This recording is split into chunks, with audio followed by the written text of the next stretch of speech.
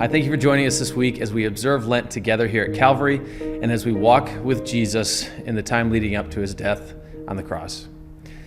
This past Sunday, we spent time in Matthew 16, and we were in the city of Caesarea Philippi. And one of the interesting things about Caesarea Philippi is that it was a very pagan city. So Jesus took his disciples from where they were comfortable, from where their homes were, where they had been evangelizing and speaking to the crowds and healing and doing so many miracles.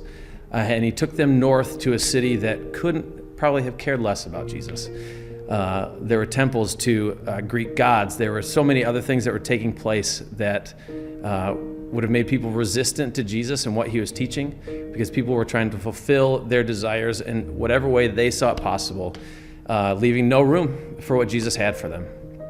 So as we think through Jesus asking his disciples what the people thought of who he was, he's asking his followers and his friends, like, who do these people in this area think I am? They probably think I'm a nobody. I'm just somebody from down south who's got a lot of people following him around and says some crazy things on mountains. But his disciples knew the truth. So when he looked at Simon Peter and he says, who do you think I am? He was quick to declare that Jesus is the Messiah. And when we think of Jesus as the Messiah, he's not just the Messiah for his disciples and those who had already started following him. He's in this city filled with people who needed to hear about him. He is their Messiah as well if they choose to follow him and trust in him. So the hope that I have, and the great thing about hearing this message, is that Jesus came for everybody.